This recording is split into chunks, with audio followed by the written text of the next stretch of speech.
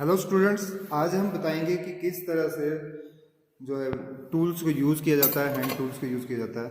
तो सबसे फर्स्ट हमारे माइल्ड स्टील की फ्लैट है बोलते हैं। अब इस फ्लैट में से हम जो है कोई भी वर्क पीस तैयार करने के लिए जो टूल्स यूज़ करते हैं वेल्डिंग शॉप के अंदर, वो मैं आपको बताने जा रहा हूँ। सबसे फर्स्ट, अगर हमने अभी इसकी जो विड्थ है वो है 40 मिलीमीटर, ठीक है। और ऊपर वाले जो मार्क आपको दिखाई दे रहे हैं ये सेंटीमीटर भी शो करते हैं, तो ये जो है 4 सेंटीमीटर और 40 मिलीमीटर पर है। अब हमें ये तो इसकी जो है विड्थ हो गई, इसी तरह से इसकी थिकनेस भी देखी जाती है।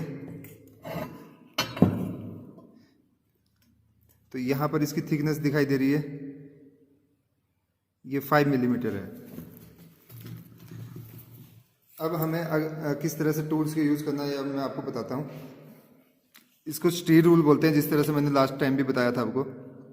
ये स्टेनलेस, इसका जो मटेरियल होता है स्टेनलेस स्टील है, और ऊपर जो दिखाई दे रहा है मिलीमीटर से स्टार्ट हो रहा है और आगे सेंटीमीटर बनते जा रहे हैं, 1 2 3 लिखा हुआ है, और नीचे जो है इंच में जो है मार्किंग है। सबसे फर्स्ट हमें जैसे हमारी जो डायमेंशन है आज के लिए, वो हम मान लिया 100 मिलीमीटर पर हमने कोई जॉब पीस तैयार करना है।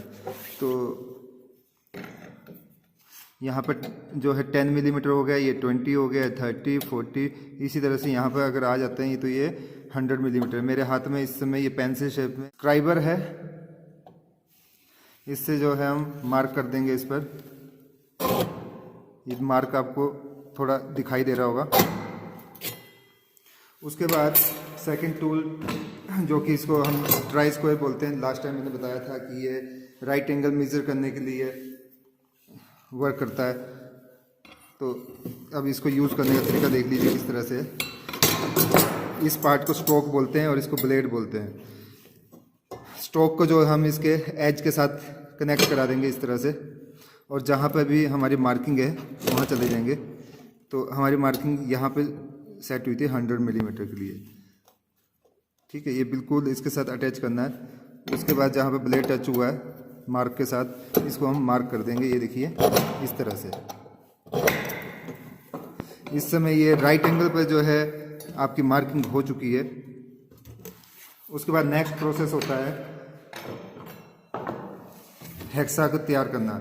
इसको हेक्सा बोलते हैं, जैसा कि मैंने लास्ट टाइम के वीडियो में भी बताया था आपको।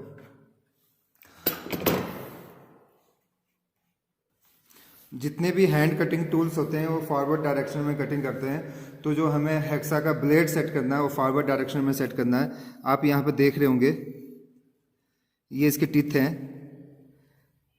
ठीक है। अगर मैं इसकी शेप थोड़ा इस तरह से कर दूं तो इसका एंगल भी चेंज हो जाएगा। ये अभी फॉरवर्ड डायरेक्शन में है और ये बैक हैंड की तरफ को है। अब हम इसको हेक्सा में सेट कर लेते हैं। तो देखिए किस तरह से सेट होता है। ये इसका विंग नट है, विंग नट के पास एक स्लॉट बना हुआ है। हम क्या करेंगे, इसको पहले देख लेंगे डायरेक्शन। ये अभी सही डायरेक्शन नहीं है, अब इसको अपोजिट कर दें अगर, तो ये सही डायरेक्शन है।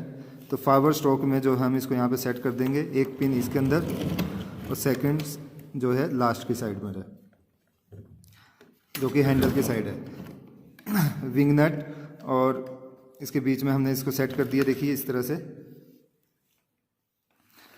उसके बाद विंग नट को हम टाइट कर देंगे।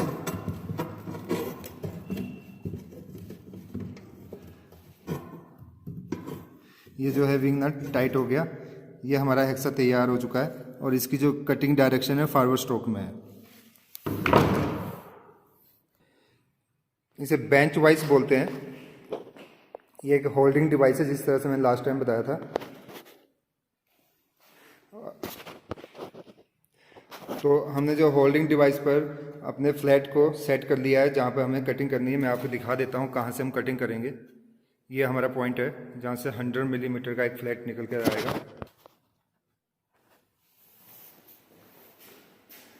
उसके बाद हम जो है हेक्सा को इस डायरेक्शन पर कटिंग करनी है जिस तरह से। तो ये हमारे इसको हैंडल करने का तरीका होता है। और जहाँ पे भी कटिंग करनी है वहाँ पे पहले 3 है, हम हेक्सा चलाते हैं, उससे क्या होता है कि एक ग्रुप बन जाएगा यहाँ पर, और उसके बाद इस डायरेक्शन में पकड़कर ये पोजीशन पर रखकर हम जो है इसकी कटिंग करते हैं। तो मैं आपको थोड़ा सा यहाँ पे दिखा देता हूँ।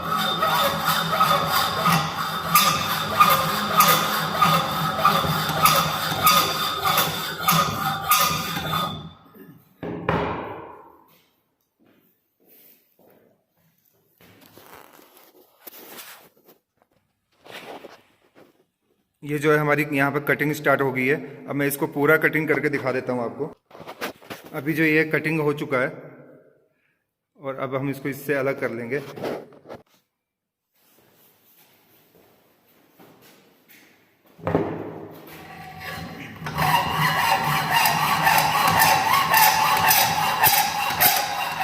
इसमें होता क्या है कि हम फॉरवर्ड डायरेक्शन में ये कटिंग कर रहे हैं, इसमें ये हमारी कटिंग हो रही है, ठीक है, ये हमारी कटिंग हो रही है, और बैक हैंड लेके आते हैं उसको वापस इस तरह से, ठीक है। इसलिए हम इस हैंड को इस पोजीशन पर रखते हैं, ठीक है। अभी ये जो है हमारा एक वर्क पीस कटिंग हो चुका है, जिसकी डायमेंशन 40 मिलीमीटर विड्थ है, 100 जो है इसकी लेंथ है, और 5 मिलीमीटर इसकी थिकनेस है।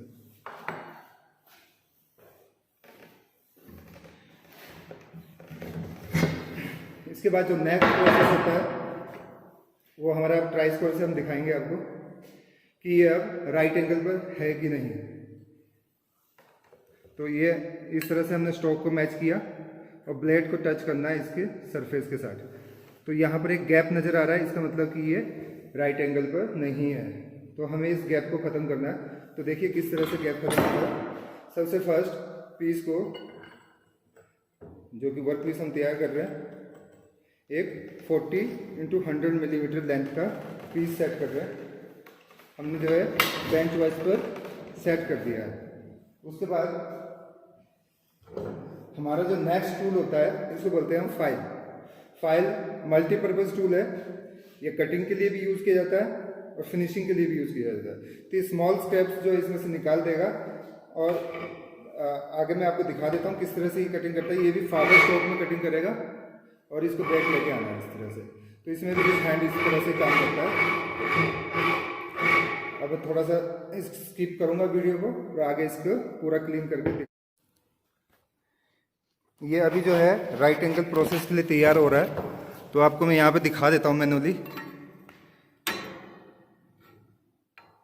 अब आपको दिखाई दे रहा होगा कि इसमें काफ़ी ज़्यादा गैप है। अभी भी हमें इस गैप को ख़त्म करना है। तो जहाँ पर ये ब्लेड टच हो गया है वहाँ की फाइलिंग होनी है। आपको साफ दिखाई दे रहा होगा इस समय। जब हम राइट एंगल मैकिंग कर लेते हैं तो कुछ इस तरह की शेप बनके आ जाती है। अब ये शेप हमने किस लिए की है? हमारा welding practice job on arc welding making a straight welding bits. Okay, तो उसके लिए सबसे फर्स्ट हमने क्या किया कि इसका हमने राइट एंगल मैकिंग कर लिया। अब देखिए यहाँ पे राइट एंगल बन चुका है इसका।